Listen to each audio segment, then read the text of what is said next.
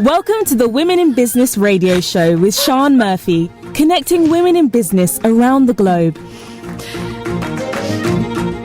Hello and welcome into the Women in Business radio show. It's just an idea, but perhaps you shouldn't shriek and I shouldn't snort through my nose as we go on air. Going on air. I don't know. You pressed the buttons earlier. Did I? No, we hadn't quite finished, as always. No, we hadn't quite finished the conversation, had we, before we went on air? We need to try and have a chat when we're not on air. Yeah. Then we wouldn't have to carry on our twitterings, would we? When we get on air. So anyway, look, we're doing it now. Welcome to the Women in Business radio show. I'm Sian Murphy. My co-host is Adelle Martin. Hello, Adelle. Hello. We are going to be talking today about managing clients, which is something that both of us have done a lot of. Yeah. We talk a lot about, don't we? That's what we said. We talk off air about it. It's making it a topic. So we've turned it into a topic. We're going to be talking literally that about how you can manage your clients, and to some extent that doesn't really matter whether they are one-to-one coaching clients, whether you are selling them a service, whether you're selling them software, whether you're selling them a product. It's all about managing them. Absolutely. I think most of our experience for both Adelle and I would be about managing clients who are perhaps seeing us for services and support. Mm-hmm. I also deal with events and people coming in for events, but we have sponsors and we have products and apps and all sorts of... Quite a lot of stakeholders. Yeah, we do we do far too much, actually. I'll tell you what, much more... Perhaps we should talk about managing ourselves. Much more effective if we cut out all of that. Get rid of the clients, we'd be all right. And just focus on one thing. If it wasn't for clients, we'd be all right. It was. I'll tell you what, I'd have loads of time. So would I. Be able to get so much done. So how can you listen to us, Adelle? Do you want to share that? Yes. How can you listen to us? So you can listen to us. If you're not listening live, then it will be on Spotify, Audible, Apple Podcasts and Spreaker, as well as Alexa and Enable the Skills. If you go through Alexa and put the Women in Business radio show, you will find it as a skill and enable it. And you can connect with us on Twitter, on Web Radio Live, on Instagram, the Women in Business radio show, Facebook and LinkedIn, the Women in Business radio show. And if you visit the Women in Business radio show.com, there's some information on there about how you can become a supporting member and get our premium newsletter for only £7 a month. Mm-hmm. So, it says here, look, I'm reading what we've got. It says announcements. Have we got any announcements? We've got a plan. This is the problem. Plan not filled in. No, we've got some announcements. Are we qualified to talk about managing clients? I'm not sure. What announcements have we got? Well, we've got in November when we're doing some masterclass. We've got Cafe in the Calm in Raynham, and where we're going to be doing a masterclass. If you are local, you're local in Kent and even in the UK, We do like to say hello to our listeners in the States, because 50% of our listeners in the States are in the States. So thank you so much for taking the time to tune in and indulging our little witterings on every week. But if you do happen to be in the UK, we are running... Well, I'm not actually running the masterclass because I'm useless at that sort of thing. Adelle is running a masterclass on menopause. It's like how to deal with it, really. How to deal with it. We are going to be doing that at one of my events, which is a Cafe in the Calm event, where we have all sorts of things going on as well, but you can come along and it's £75 and you can basically spend the day learning how to understand the symptoms of menopause, how to build resilience, and you don't have to be a businesswoman to do that. You can be you can be a guy. It could be that you are living with somebody and are dealing with their menopause symptoms as well. You want to help them, perhaps they won't come along. It doesn't matter. It's open to everybody. It absolutely is. What other announcements? We are waiting on a date for the Women in Business Big Show 2023. There is going to be a Women in Business Big Show in 2023. It is going to be in August. We're just waiting for the date to be confirmed. We have a provisional date of August the 10th. Excellent. And we have... can you remember the date of that thing in January? We're starting that thing in January. We don't know where we're starting it. We're going to be starting it in the... We are starting a business growth club. It is going to be on the last Tuesday of the month. Now, at the moment, this is an in-person event only, but we may well change that. So it could well be something that you can join in with if you aren't in the Kent and Ebbsfleet area. So we're looking at running this around about the Ebbsfleet area, which is 15 minutes away from St Pancras by train. And wherever we go is likely to be within walking distance of that. It'll be a full day, so it's sort of going to be about 9:30 until sort of 3-4 o'clock, but it will be open before and after that. So if you wanted to stay and have a coffee, if you're whatever, it will have parking. We'll sort all of that out, and we are going to be focusing on 3 areas during the day. We're going to be focusing on starting a business, growing a business strategy, as well as an element of being fit for business. So that could be health and welfare, could be keeping fit, it could be putting your makeup on, it could be what knickers to wear if you're suffering from incontinence. It doesn't really matter, and more. But it is going to be workshop based. So we're going to have visiting speakers. This is going to be practical. You can choose an accountability partner if you want one. So there's an element of networking. There's accountability. There's growth. There's learning. There's connection. There's friendship. There's really sort of really everything, I think, or most of what you need to be a businesswoman. Absolutely. Without tearing your hair out. We've created what we wanted, haven't we? We have, and we know we've had previous guests, and we've shared this, and said there is nobody doing that. So we had so many guests saying we like it. We said, well, actually, let's do it. So there we go. Is it what date is it in January? Has anybody got the calendar? I think it's the 25th. Yeah, it's the last Tuesday, the 25th of January, and we will start posting some information out about that. We have decided the first topics, and we'll be moving forward. Yeah. So if you're interested, contact the show, and we can get you booked in. Okie dokie. Right, let us go over onto our little regular session. So we just sort of have a little bit of a chit-chat through on what we've learnt as businesswomen this week. So we look at some of the tools that we're using. We look at our top tips for being in business. We look at what do we know now. We look at a top tip for the topic. And then we're going to go over and sort of discuss around our topic for the day, which is managing clients. So do you want to start off? Have you got a tool, my dear? Well, I have, courtesy of you. So oh no, we're going to have the same tool. We're going to give them another. No. We're going to give them a shout out. Yeah, no, and the reason why, again, we were talking about, I've got lists, I've used other software, I've used mind maps, etc., but I used them for a few days and lost it. When you shared that tool with me the other day, I thought, I like that. That's the problem I'm trying to solve. That's pretty much my brain. And so for me, it's a different way of ordering information, but then getting from, what would I say, concept of an idea through to delivering the idea. Because again, you showed me today an idea, but then using the same piece of software to deliver the form. And I like that. I liked it. It's just going to fit nicely with the way I think. So we're giving a shout out again. This is the second shout out that these guys have had, and I've had a call with them since last week. And these are guys, and I'm so sorry, I can't remember names, but that's just sometimes the way it goes. They're based in the Ukraine.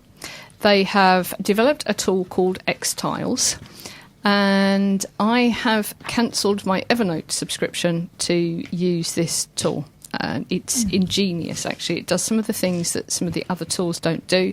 I am using it as a second brain. And you know what I mean by that, Adele, I do, because that's what I had the gap, which is my second brain was all over the place. So it's, to me, one of the key things about it is that it doesn't, unlike mind mapping, it doesn't have a core theme. You don't have to have a central theme. The way that I run my businesses, I don't have a central theme. I run my businesses as an ecosystem. They all sort of interact with each other. They're more of a web. I can't put anything at the middle of it. It just doesn't work like that. I've tried to. I've been trying to do stuff like that for years, and I've tried to organise things linearly because I like to have stuff online.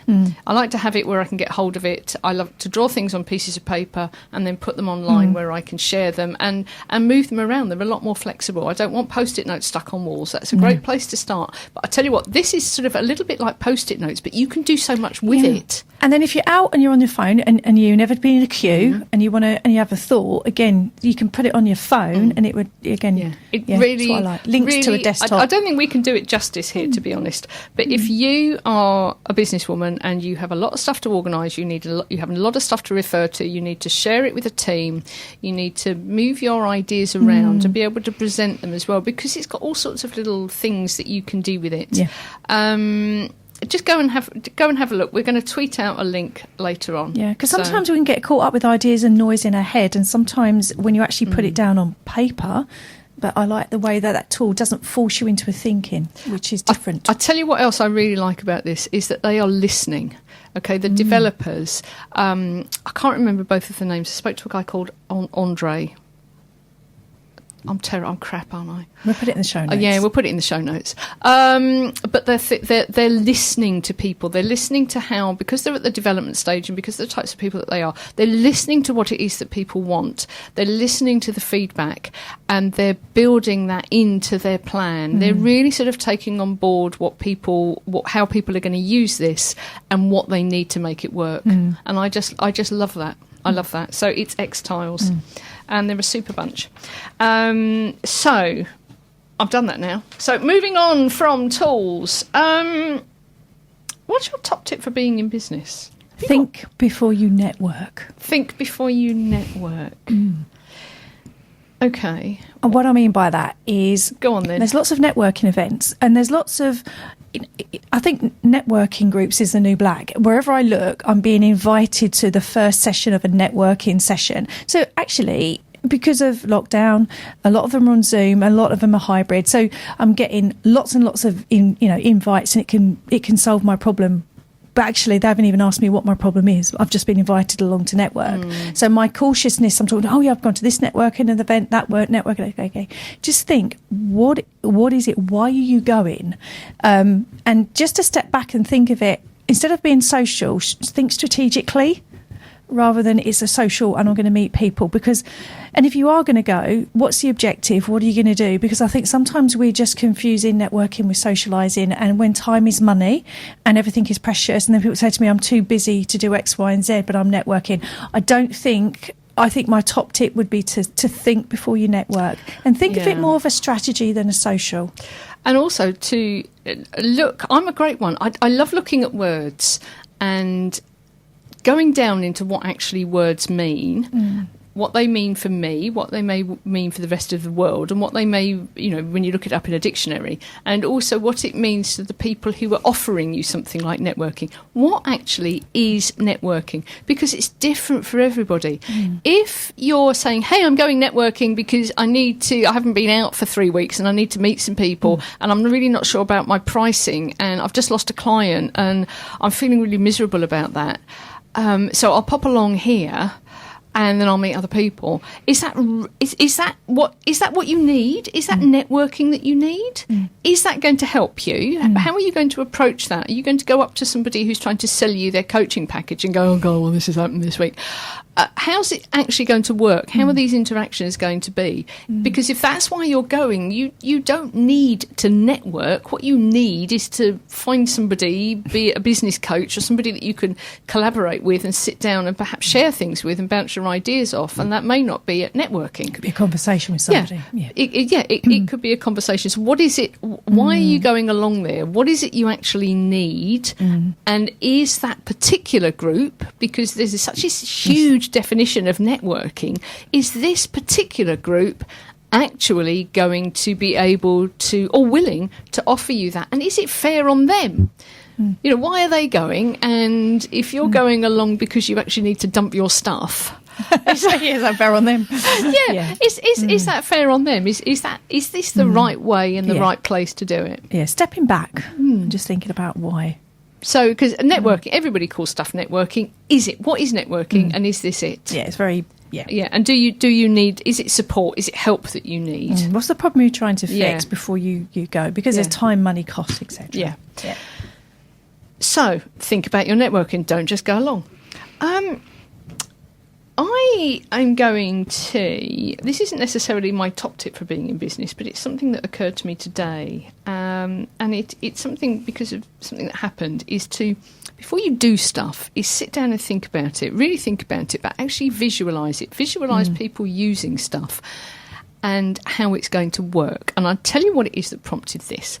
I went along to a very big business expo in the UK. As part of that, going in, I was given a clutch, actually, of like water and coffee bottles. and branding on. So somebody, and they were quite high quality, these things. So they're like sort of stainless steel, metal, that sort of thing, thermo things. And somebody spent some money on these and given away thousands of them. This was a big event, given away thousands of them. I thought, that's actually really nice, isn't it? So today I filled it up with coffee and I got into the car. Guess what? It leaked. Doesn't fit in to the cup holder. Oh, no. It misses fitting into the cup holder by about 2 to 3 millimetres. Ooh. I thought, okay, all right then, but I have another car. So, okay, I wonder if it fits in that one. Please don't. I don't just take the car because of the car. I could have taken that one on. I really wanted my coffee. So I went in that one. Didn't fit in that either. So this thing, cup holders are cup holders. I've only got a mini. I really didn't think that this isn't something fantastic. I didn't think that the cup holders in my little mini are going to be any different to anybody else's cup holders. It's a fairly standard thing. This thing does not fit in cup holders. Now, if somebody had sat down, so it's useless, basically. It's useless. It's okay as long as all I want to do with it is walk around with it. Yeah, stay at home, walk around with it, Don't drink and drive. or walk up and down the street. As soon as I want to take it anywhere with me, with fluids in, it either has to slosh around in the footwell. Yeah. Or in a handbag. There's enough stuff sloshing around in my footwell. We don't want it in the handbag either. So you can't take it. Now, if somebody had actually sat down and thought about that, how is the person coming in through the door going to use this? I'm sure they would have come up with, they're going to put some coffee in it and they may take it with them in the car. And nearly every car now has a cup holder. So this thing has to go in a cup holder because now it's going in the bin. So the branding that was on it, that I could have been carrying around and taking into the office with me as I left home with my coffee, is now in the bin. So... Interesting. Before you do something, before you create something, just sit down and how are people going to use this? Walk it through in your head. Walk through in your head the journey of your product, your cup holder. And I don't think it matters what it is that you do. I don't think it matters whether you're a service, whether you're an event, whether it's a product. Somebody is going to use that. How are they going to use that? And put yourself actually in their shoes for that time. And what's going to happen? Yeah, no, absolutely. All of that money down. I'm really quite cross because it's a product as well. I don't like throwing stuff away, but it's useless. That's it. I've got nothing. I'm finished. So... So I tell you what, why don't we head off into the main topic of discussion today, which is about managing clients. So Adele, where should we start? I've got a couple of sort of points, so shall I start on my one? Yeah. And the first is if you're working with people directly, so say you're coaching or you're providing a business service, it could be that you're providing admin, it could be that you're providing social media support, whatever it is that you're doing, make a decision or have a conversation with the client before you take them on as to whether the service that they're needing is proactive or reactive. So what do I mean by that? If it's a proactive service, it means that they have stuff that needs doing during the week or the month or the day. And that you can you can sit down and you can get that stuff done. So you could say, okay, I'm going to do that client's work on Monday between 9 and 12. And that you have set times when you can schedule doing that work. Reactive is when they ring up and go, can you just post that on social media? Or can you do that? Or can you ring this person? Or can you ring George? Or can you sort that out? And they're not being difficult. It actually needs to be done now, not because they're tricky, not because they're demanding, but because the way that their business runs, that has to be done now. Later on that day, later on that week, or later on that month, or when you fitted it into your schedule, is not going to do it, which means you are effectively sort of on call and having to stop what you're doing and restart. Now, those two ways of working are so critical. And you need to, in my opinion, this is what I have found in my business, is that you need to, before you even agree to take somebody on as a client, you need to set those boundaries you do. And work out what they need. And if they need somebody reactive and you are unable to provide that sort of service, If you're unable to drop what you're doing because you, I don't know, perhaps you speak, perhaps you have a second job, maybe you're a teacher or something where you can't just react. Or you're with another client. Yeah, maybe you're with another client where you can't go, yeah, I'll give that bloke a ring and get that sorted out. You need to get that nailed before it even starts, because it will go horribly wrong. Yeah. And I think you and your client need to understand those two different ways of working. Yeah. And if you say me, so my is predominantly proactive, but sometimes the client may have something that's reactive. I've then got, depending on the price point, a service level agreement on when I will get back to them. Because again, I would say 80% of it is proactive and 20% of it is reactive. So for that 20%, I've got an SLA, service level agreement, in place. And they're aware of that up front. Yeah, they are. Yes. Yeah. And then the important thing is to actually not let that slip. Yeah, enforce it. Just because you might be free and you could answer that query straight away, you be careful, don't to let that become the norm. And then when you're busy, get frustrated. But that's what they've had for 3 weeks. Just because you've taken a new piece of work on, then unconscious and a bias from your client's going to think that's normal. So don't let that. Just must enforce that. So I think that brings us on to another point, which is don't unwittingly set a standard. Yeah. There's a strange. Don't over deliver. There's a strange. Yeah, that sounds like it sounds like counterintuitively to everybody else is saying, hey, under promise and over deliver, and what we're saying is don't over deliver. There's a strange psychology actually, which is that if something happens a few times, so let's say, I don't know, let's say you have an agreement to provide your client with 4 widgets at the end of the week. And at the end of week 1, you give your client the 4 widgets and you give them a little extra widget just for being a lovely client, just for being wonderful. And that you do that at the end of week 2 as well. And that you do that at the end of week 5. And that you continue doing that, all these little add-ons. What happens, and this is nothing against our clients, this is just human nature. It's just human nature, is that eventually you forget that those widgets were extras and they become the norm. If you then find yourself in a position where you can no longer deliver those extra widgets, I don't know, it could be the price has gone up or whatever's happened, and you stop, so now they go back to your original agreement of 4 widgets, instead of thinking, oh, isn't that wonderful? I've had those extra widgets for all of that time. Aren't they great? It's like, where's my widget? Yeah, complaint. He gets a complaint. Where's my widget gone? Well, and now I'm paying the same amount of money and I've got less widgets. And we sort of tend to forget. So it's don't set a standard. Just deliver the standard. Yeah, deliver what you've agreed. Yes. Yeah. And that also goes with answering phones. Messages, whatever system you've got for a direct message. If you're using WhatsApp, that's absolutely fine. If you see a message come in at 8:00 at night and your cut-off point with an individual client, or generally, is 5:00, and you see that message and then you respond, that is going to, if you're not careful, become the norm. And you'll find yourself in a situation where it never stops. Nobody's taking the mickey. Nobody's doing anything that they couldn't do. They're just doing. People don't sit there all the time and read through the terms and conditions all the time. What they're doing is responding to what's happening. And I know that I send messages to people that I'm not, to my team, I'm not expecting them to respond. And I'll say, I'm not responding to you. I need to say this. I need to get this. I need to send it to you. Yeah. When you start work at whatever time that may be, that's absolutely fine. And it could be that it's exactly the same for your client, that's all they want. They just want to send something because they don't want to think about it in the morning. They just want to get it off to you. So whatever your agreement is with that person, stick to that agreement. Absolutely. Yeah? Yeah. Can you think of it? I'm sure there are some other examples about that, about don't set a standard that you then have to pull back from.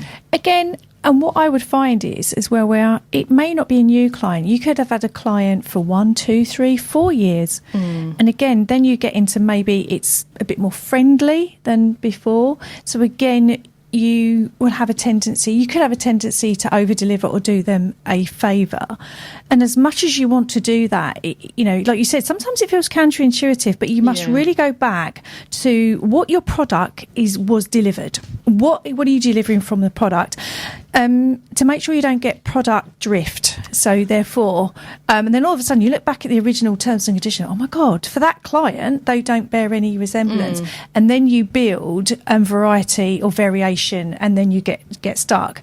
And I find that sometimes with a more mature client, you might have had some drift there as well. So that's where I find where perhaps I've over-delivered because it's a client that I've had for a while. And I think what happens as well, certainly when you're starting out, is that you may not have that many clients. Yes. And so you can get a little bit focused on them, and it's okay because you've got the time. Yeah. But if you need, so say you have, you've got 10 clients, but as your business grows, and in order for your business to be sustainable, you need 100.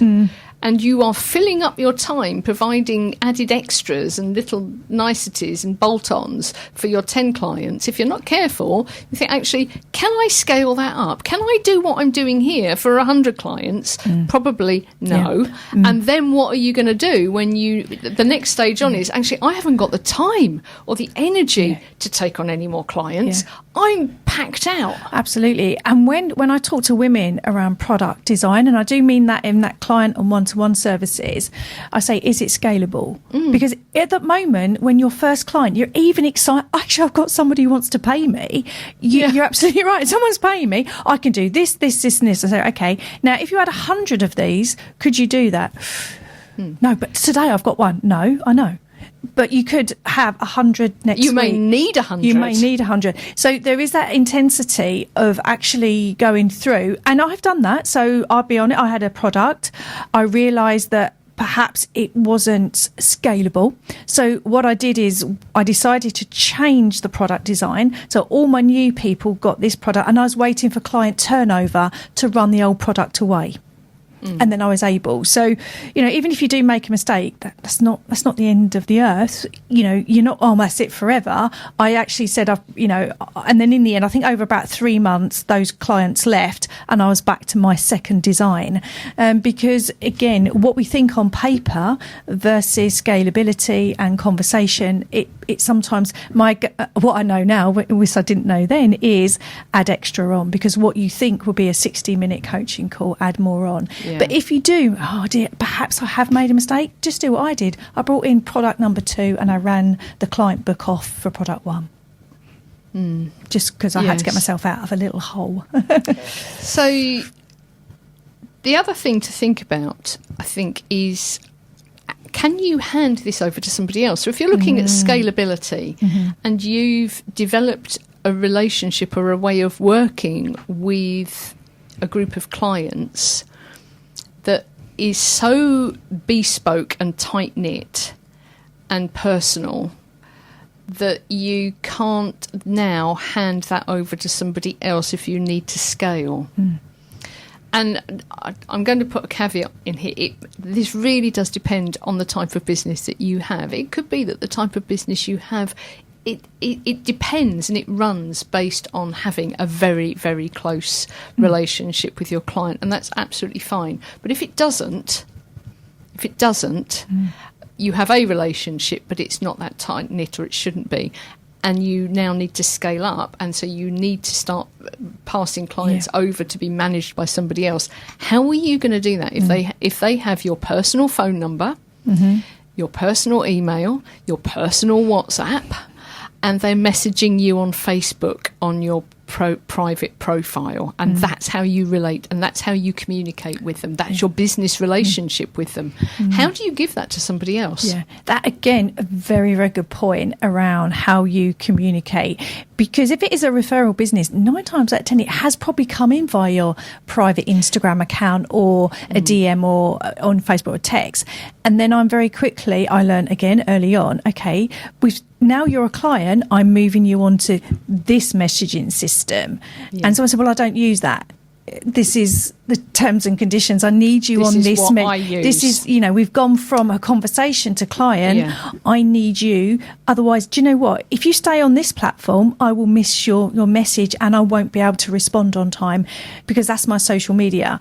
And explain to them why I need them on that. Otherwise, again, early days, I was hitting DMs all over the place and realised, actually, first of all, is it scalable? No, but I was all over the place. So again, and everybody, oh yeah, okay, that's fine, but I just explain the why. I would miss something critical if you stayed on my private Facebook Messenger. I couldn't do it. And I think we're going to mention processes quite a lot. So you need an onboarding process for your clients, for when somebody does exactly that. They may have found you. If they found you on social media, it's a logical process. It's a logical thing for them to go, hi, can I work with you? That's happened. You could meet them at networking. And you could give them a business card and they contact you that way. But that isn't necessarily how you will deal with them moving forwards. So have an onboarding process. And we're not talking, you don't have to sit down and this isn't a massive tome that you have to create. This could just be three steps, things that you do. It might well be that you need a help desk. You need a ticket system, and these are not as elaborate as people like Zoho have a free ticketing system. There are all sorts of people that have a free ticketing or a very low cost ticketing system where people can just submit a ticket to you. Yeah, absolutely. And that's a really good point, because you think of very large corporates having this type of infrastructure. But, where Zoho has found a massive gap in the market, both of us use it. And I use, again, the ticketing system. So it's scalable. But more importantly, by using something like Zoho, if you go from 10 clients to 10,000, I know my software is scalable. And I just need more people as opposed to more software to answer the queries. And I think it's really, I think it's actually really quite a nice way to work. It may sound a bit cold at first, but if you as a client have a problem, there's a very simple system that you could submit a help request on. You can do it straight away. You can do it at 3:00 in the morning. If if that's when you work and suddenly something's cropped up and you think, oh, okay, that you can submit that. It's okay to submit that. You don't have to sit there and think, oh God, is it okay to message her? It's 3 a.m, but I just want to get this off I want to get this off my desk. It's okay. There's a system, and it records when you sent in your request. It records, there'll be a response, so that it's been seen, or that they're coming back to you. But the audit trail, something's happening. And if your request doesn't get actioned properly or at all, then you've got something that you can refer to, which is a little bit beyond, did I Facebook message her, or did I send her a message on WhatsApp, or did I leave a message on her answer phone? I can't remember. I've got this. Yeah. So think about how that's going to work as part of your onboarding process, and then tell your client when you bring them on. Yeah, absolutely. And I use probably quite a simple phrase: think big, start small. So when I thought big and thought, actually, I need this, right? That's what drew me to Zoho, because I knew it had the scalability. But I've started off with client 1, client 2, client 3, knowing that as I scale, that's one less thing because it's scalable. And I think they have, I think they have a separate element, which is something like Zoho Help or something, which is going to be like a few dollars a month. Yeah. But there are quite a few things that will provide this. It's not just Zoho. No. There are quite a few others. help desk it's things not, around. I suppose my thought is, don't think that's just for large companies. It's absolutely not. And also, it's all about setting expectations and transparency, and using that type of help desk system or messaging system that's not on the usual social platforms. You've created expectations and there's transparency. And for me, it takes out the emotion. It's just a straightforward process. So think about that. Don't just think about processes. Well, I've only got 5 or 6 clients. Start as you mean to go on. I think the other thing is good clients don't want favours. No. I don't want favours from people. I really don't. I want to feel I can go back and ask again, and or say, actually, that's not what I wanted or expected. Can we do it this way? Whereas if you feel like somebody's doing you a favour, that's actually, if you're not paying properly for something, or somebody is doing you a favour, it's very difficult to go back and go, that's not what I wanted, or that's not what you promised. Yeah. And if you're running your business, you sort of need what you what you were told you were going to get. Exactly. And you need to, if you don't get it, you need to be able to do something about it or move on and get it from somewhere else. Because if I've done that, when someone says, I've done that a bit cheaper for you, and all of a sudden that clouds the water, I'm thinking, okay, well, does that mean I can't ask for? So you create this element of ambiguity straight away. Do you think we're really suspicious? Because it's like, okay, now what? Yeah, or why have you done that cheaper? They've cheaper, and actually, well, have I got less? Or can I not ask? Yes. So there's that element of not asking. So I suppose for me, it's just. But sometimes I think we do that because we're like, you've chosen me. Oh, I'm so pleased about that. I'll cut it in half. No, don't. Hold your nerve. They've chosen you. That's the price. Job done. And then, because I say to them as a consumer or a user of a service, just tell me what I'm paying you. And then there's no ambiguity. When I want something, it sits in the T's and C's because I haven't got time for ambiguity, because then that's when it can get a bit stressful. In fact, that's this is probably a good place to talk about vetting your clients. Yes. Actually. Yeah. So in a minute, we'll talk about what you do when your clients become friends or your friends become your clients. But right now, I think the first step of this is actually to vet your clients. And I know that when I first started out in business, I just wanted clients.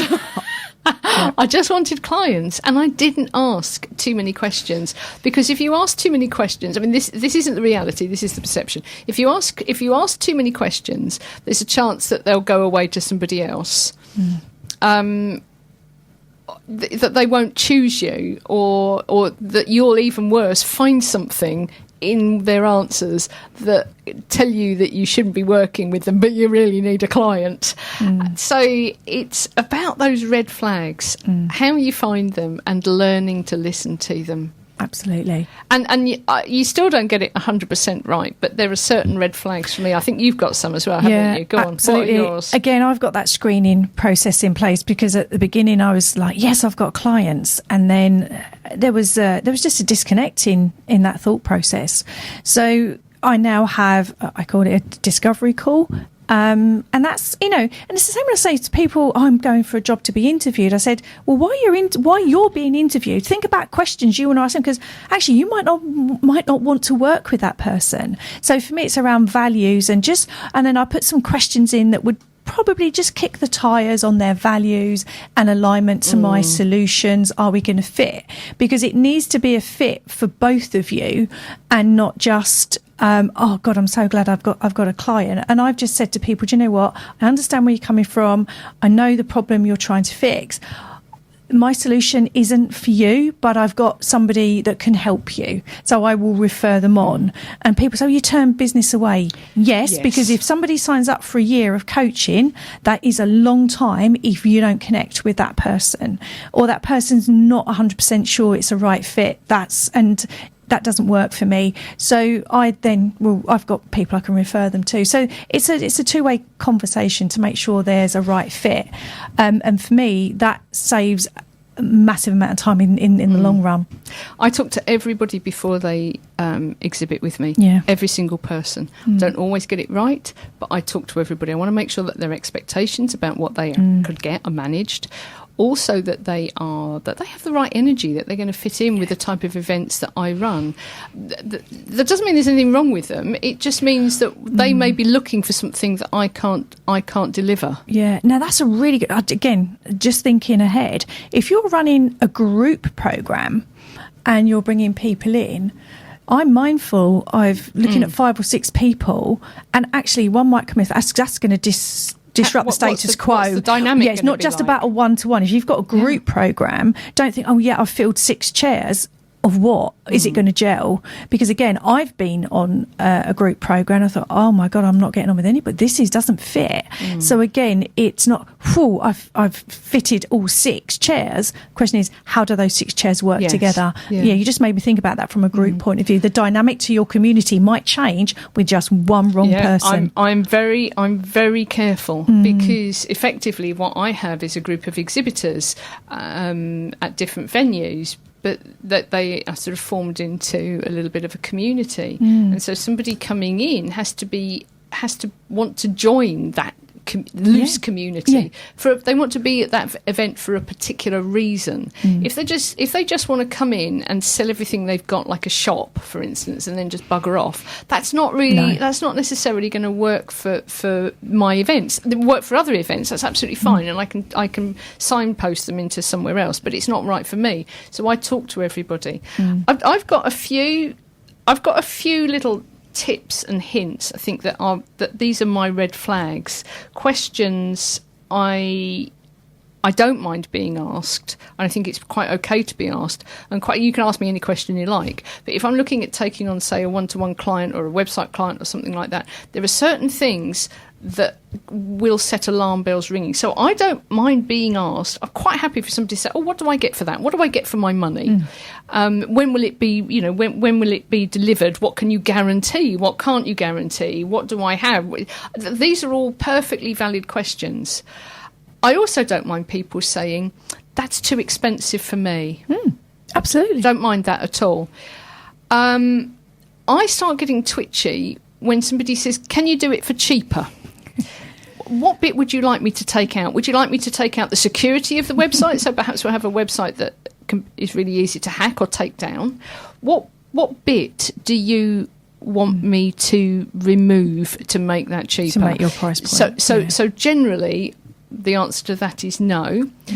I also, when people say things like, "Well, I can do it myself for that." Okay. Fine. Okay.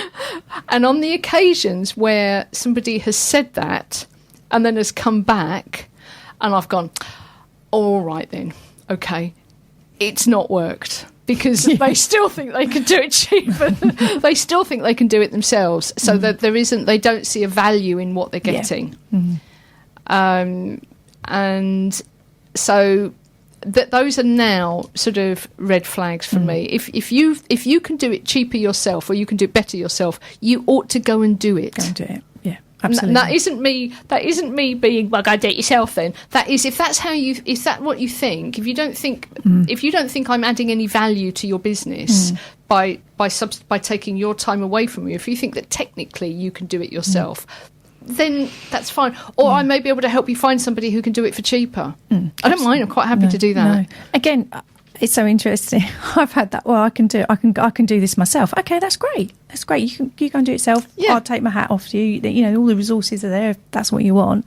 And then I bumped into this person a year later, and she went, "Oh my God, I really couldn't do that." I was like, "Okay, I'm really interested in your program now." And I said, "Well, year on, the product's changed, so it's this, and this." Oh.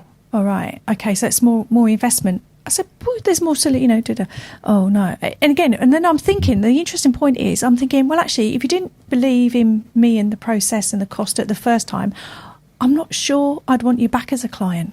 And I said, "Well, mate," in the end, I had a face-to-face honest conversation. I said, "Look, I don't think my solution is for you." And I don't have a problem. If somebody wants to go and look at other things and get different quotes and come back and ask prices, I have no problem with that at all. But as soon as I start thinking that they're not seeing a value in what they're paying for, and that could be from what they're paying from me, it could be from anybody actually. So I could just be the best of a bad job. Like they've been to like 5 other people, and well, you're the best of the worst, really. I don't want anybody to do this because nobody's actually going to do it well. And as soon as you and people don't actually say that, but you, and that is another red flag as well. You'll be the 5th person who's tried to sort this out. Yeah, red flag. Okay. Yes. Why did the others fail, do you think? What went wrong? Do you know what? That was probably the biggest red flag I didn't pick up in startup. And now when someone says to me, "Well, you're the last resort," no. My gut feeling is it me or is it you? Yes. Is it? Yeah. So again, I go, "Okay, can you explain to me what other solutions or other providers?" And I go, "Okay." Yeah. And if I know they're reasonably reputable, then I say, "Well, what makes you think my solution is any different to the 5 you've already tried and failed at?" Yeah, because I think, and this is something that I learned quite early on in doing web design, actually, and doing it for startups. This isn't the same for everybody. It's just a thing.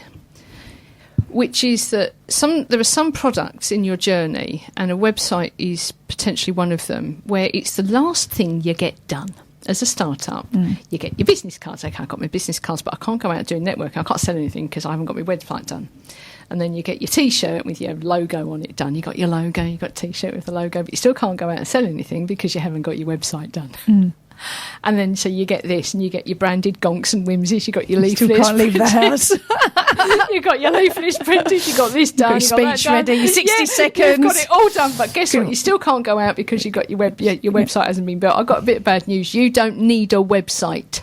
Okay, you can go out without a website, but you need to be very careful that your product or service isn't the last thing that somebody needs to do before they can go out, and that as soon as that's delivered, they have to do the really scary stuff like go out and sell.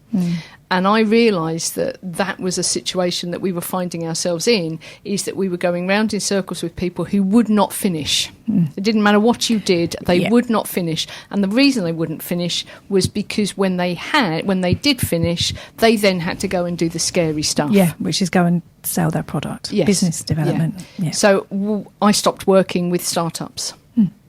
With small startup businesses, and I know how horrible that sounds.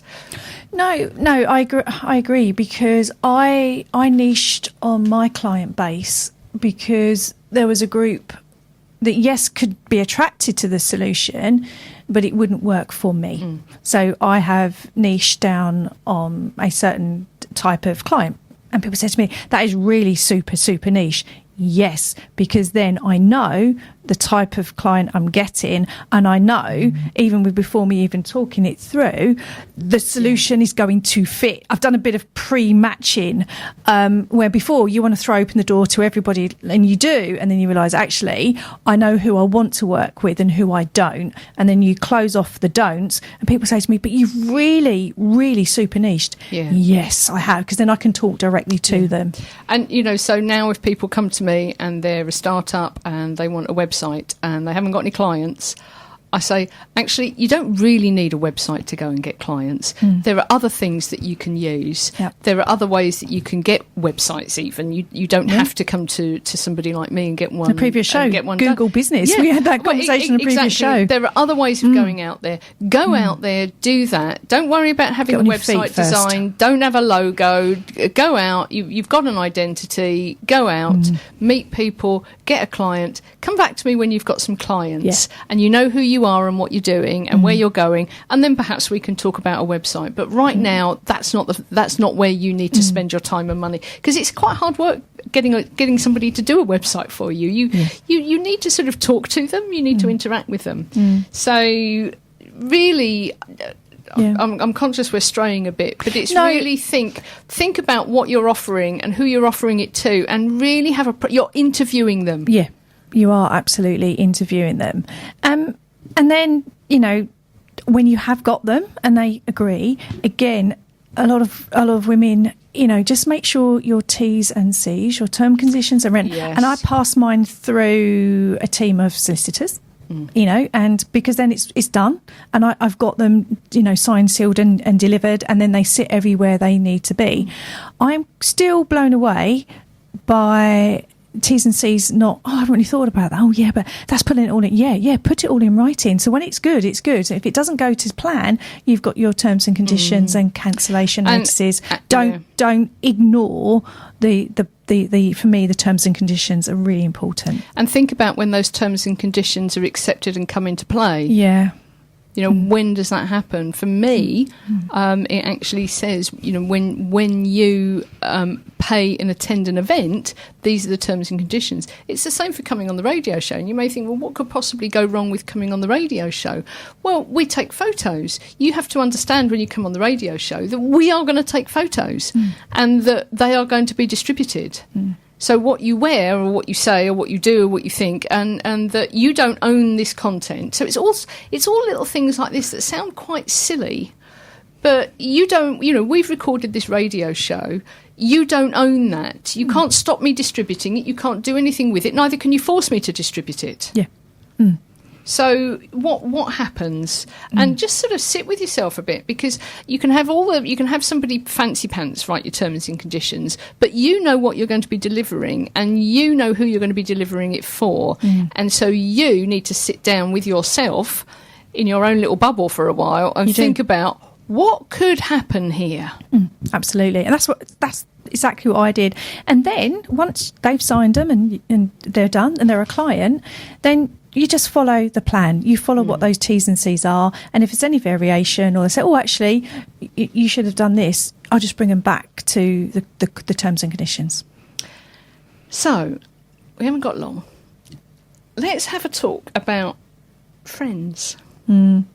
Clients become friends, don't they? And they friends sometimes want to become clients, and you can end up in a situation where, what do you do if they haven't paid? There's a system. It all comes back to a system. There's a system that you just run people through. What happens if a client becomes a friend and they then sort of expect more than maybe there was? How do you draw that? How do you draw that line and that boundary? Again, so for me, if you've got a client then becomes a friend, you start off with those sort of terms and conditions. And for me, it's just they are friends, but you just still have to have that mindfulness that they are a client first. And if you've got a friend that becomes a client, then I sit down with my friends and like, come on, guys, here are the T's and C's. And please, you're with clients. I just treat you all as clients. But it is difficult. It is difficult. And do you know what? Sometimes you have to put those big girl pants on and have a conversation and say, do you know what? This has happened. Can you stop doing that, or can you pay me, or can you do this, please? Because somewhere along the line, the lines have got blurred. But I'm still a business. I'm not a charity. Yeah, and I think the overall thing here is that prevention is better than cure. Yeah, is that it's not that you can't become clients with your friends with your clients, but that you put a very clear boundary in there. If you haven't done that, then you really do need to sit down and have that conversation, because it will start leading to resentment if you're not careful. If you don't have the conversation, if you're not honest about it, and you leave it for too long, it becomes sort of a harder and harder conversation, doesn't it? It becomes harder because then they think you're friends, because you've allowed the friendship to go on when actually you should have nipped it in the bud 4 weeks ago, or 6 months ago, or a year ago. Yes. Because you are going to have to do something about it, because you're sacrificing your business. Yeah, you're losing an hour when you could be having a new client, but you can't take a new client on because your existing client is now turned into a friend. And that's the way that you need to. That's the way that you need to think about it. Is that this is your business, and if you're working business to business, so if you're working with business clients, sometimes if I'm teaching or if I'm working with other people and they go, I don't know what to do, just ask a question. Why should my business subsidise your business? Exactly. Why? How does that work? Why should that work? That sounds really harsh, but it's a question that you need to ask yourself as a business owner. Why should my business subsidise their business? Yeah, it's an easier tough conversation to have when it's a businesswoman to a businesswoman. How would you feel if you didn't get paid? What does it do to your cash flow? How much of a salary cut am I going to take to give you stuff? Yeah, and your cash flow is impacted. And then make a decision. I think once you see it like that in the cold light of day, and you actually say, how much is this costing me? How much is this taking away from my team? So if you're giving a client an hour extra than they should be, what is that hourly rate?